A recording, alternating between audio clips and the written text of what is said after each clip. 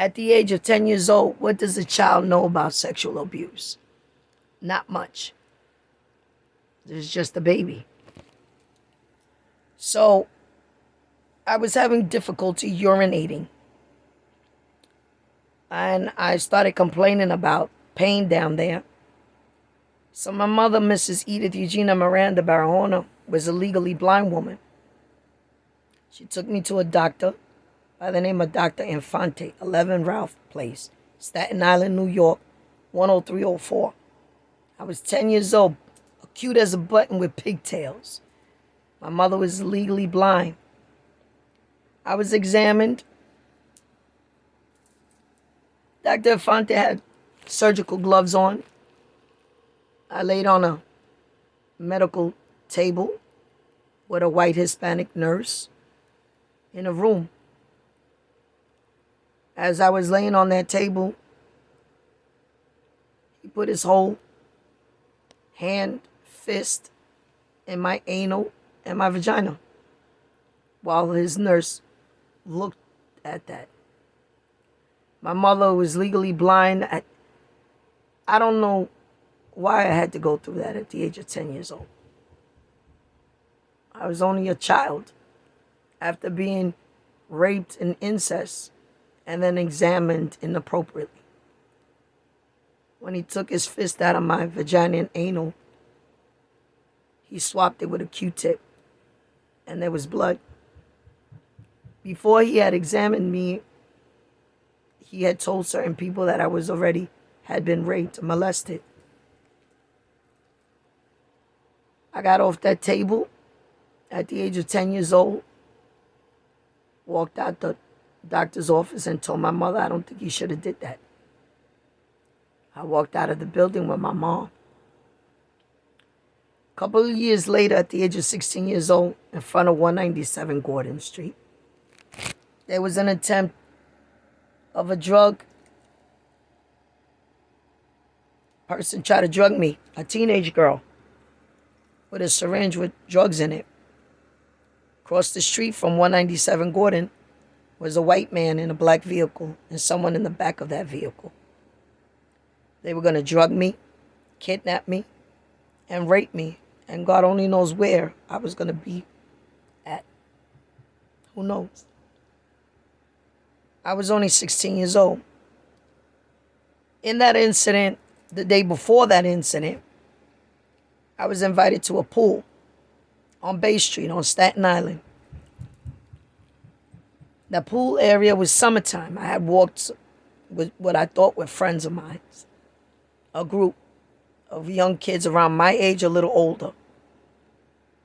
At that pool, I had showered up. You know how they shower up? I walked right out of that shower, and so my guard wasn't up. Whose guard is up when you have friends? As soon as I came out the showers and exit out that female bathroom, heading out to the pool deck, I felt an arm come around my waist from behind. And then I felt my right hand arm and my left arm wrist area was grabbed, and then my right ankle and my left ankle were grabbed, and they brought me up in the air and walked me towards the pool. As they lowered me down, they slammed me right on cement floor where I hit my head. I was basically unconscious, in and out, so to speak. In that mess, there was a hand that reached into while they were grabbing me. This hand had nails and grabbed my left breast, squeezed it, and as it started removing its grip from my left breast, he left his nail marks on my left breast. Then they had grabbed my bathing suit that was a light purplish color and brought it up in my private area, was exposed. They started laughing, making fun of me and jeering at me. I don't remember if they fondled me down there. I was in and out. I had hit my head on that cement floor. Then they grabbed me back up again, right wrist and right ankle and left ankle, and they brought me up in the air. Then they lowered me and threw me in the pool. I was unconscious. I almost drowned. As I started gasping for air, I came up for air and I came out the pool and I was disoriented. Normally me, I would have been fighting and grabbing people and trying to throw down, but I couldn't catch my bearings. That had caught me off guard. As I left that pool that day, I walked back from Bay Street Pool to Stapleton Houses, feeling embarrassed and ashamed.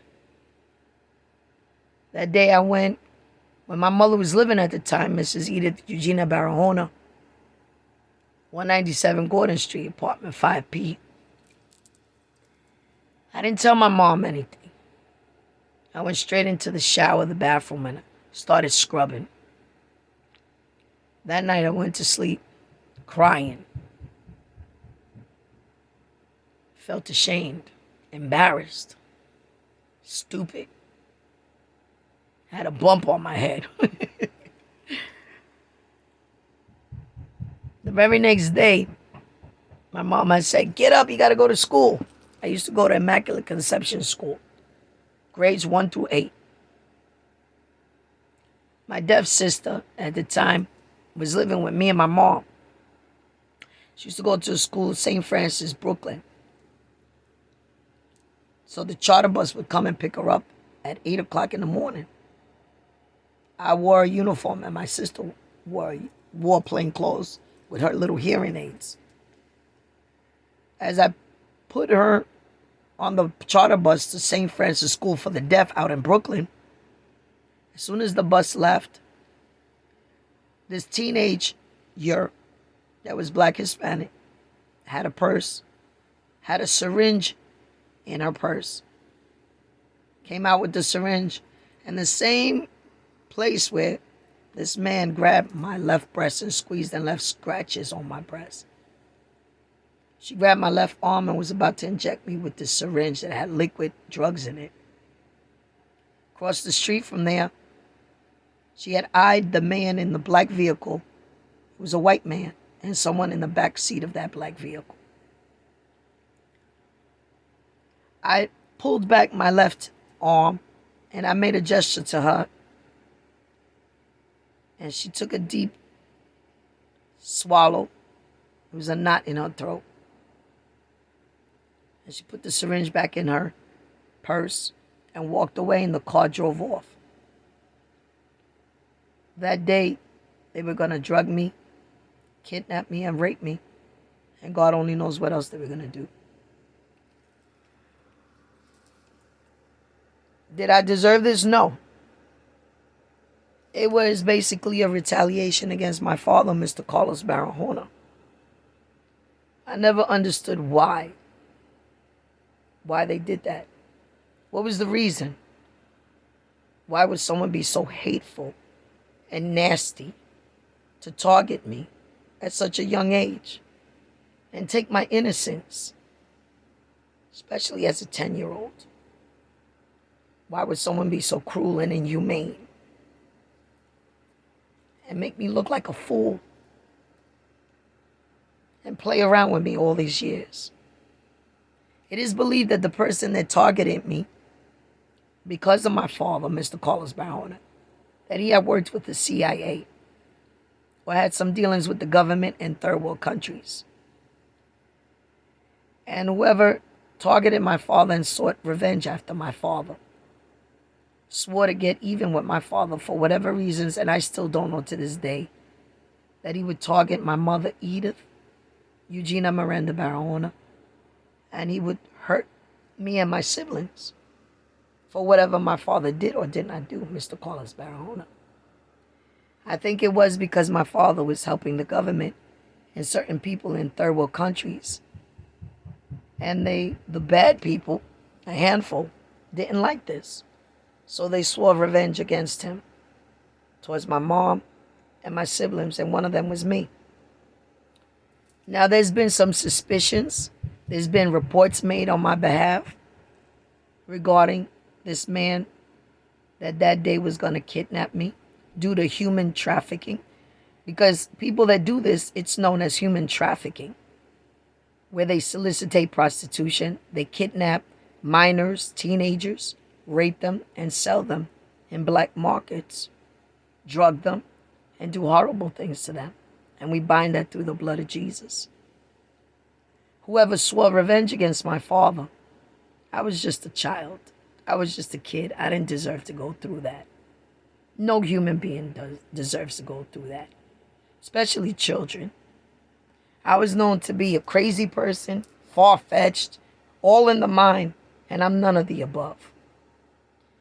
Then, after I've been through all of that, I had the nerve to graduate high school, graduate college, and then join NYPD and become a police officer, 10, 12 years uniform and undercover.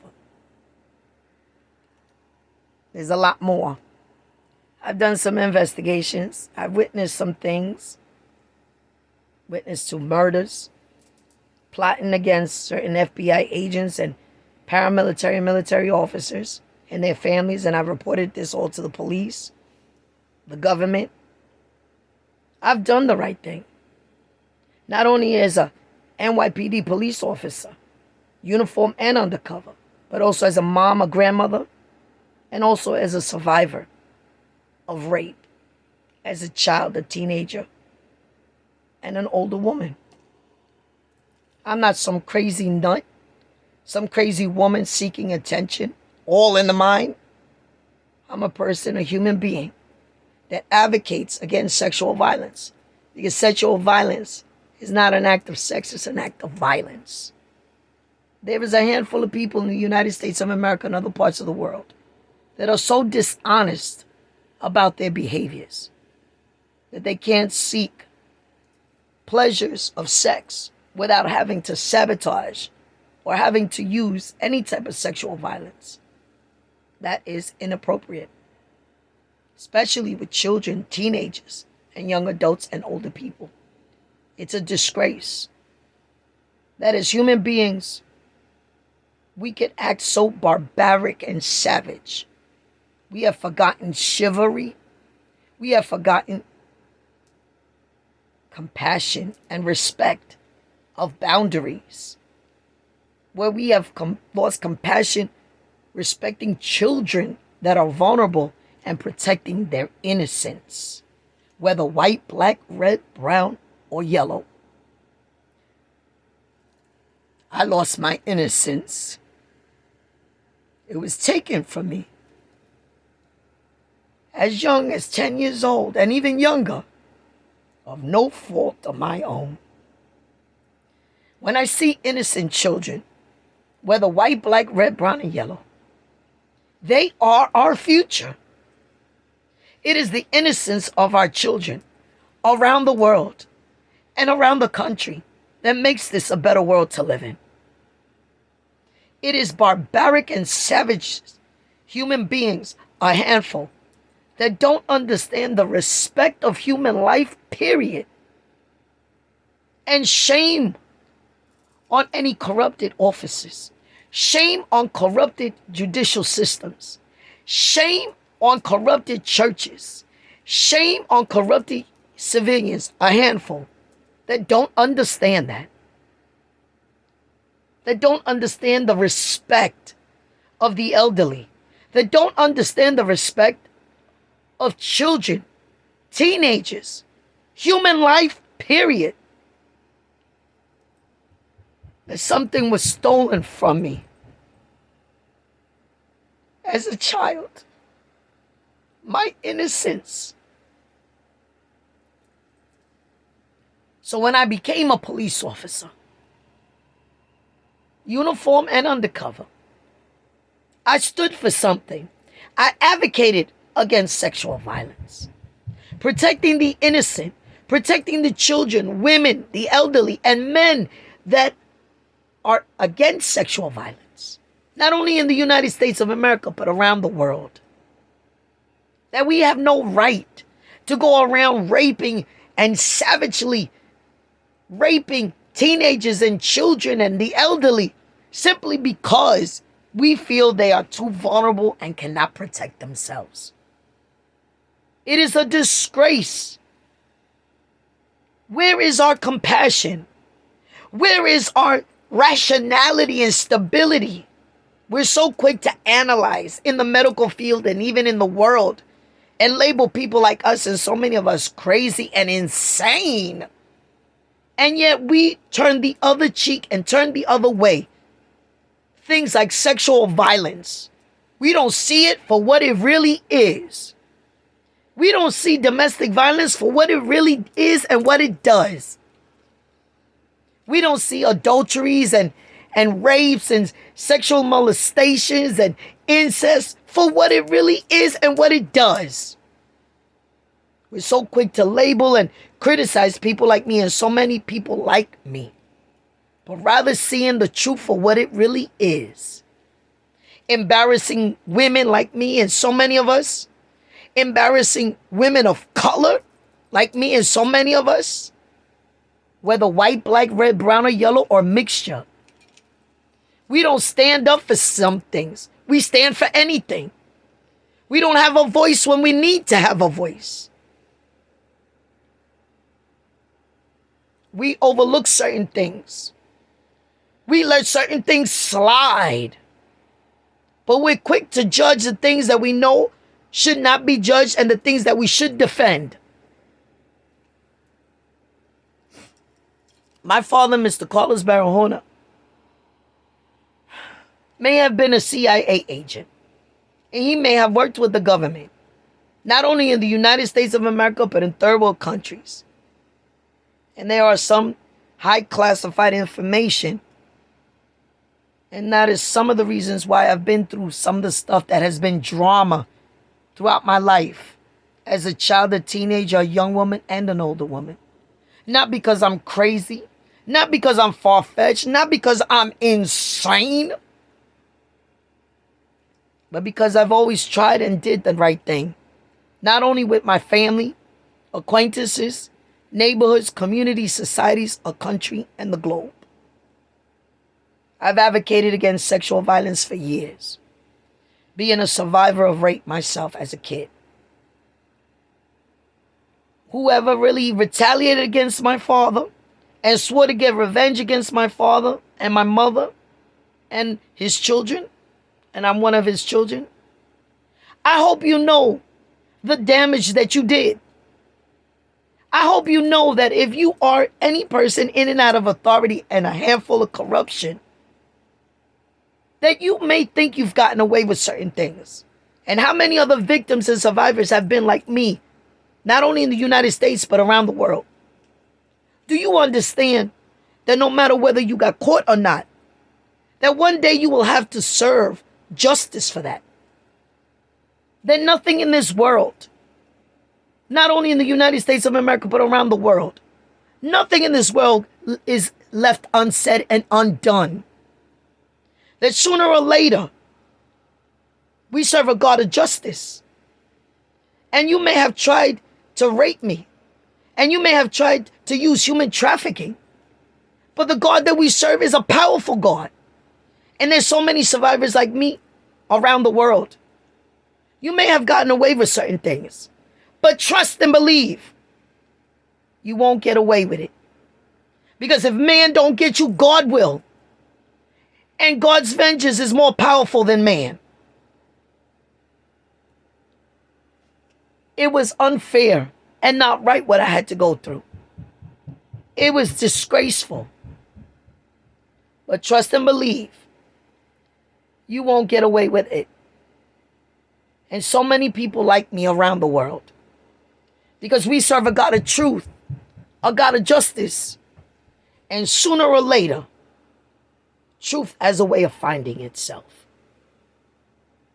Whatever my father did or did not do had nothing to do with me. And if you went out of your way to hurt me, you may have hurt me, but I survived it. And I survived it so the whole world will know that I have a purpose in and out of God. You may have stolen my innocence, but you didn't steal my bravery. You didn't steal my courage. And you didn't steal the fight that I have against sexual violence for children, teenagers, men and women around the world, in and out of the United States of America, that I too have a voice. I too have healing. You may have stolen my innocence, but you didn't steal my strength. You may have targeted and retaliated against me because of my dad, but you didn't steal my power.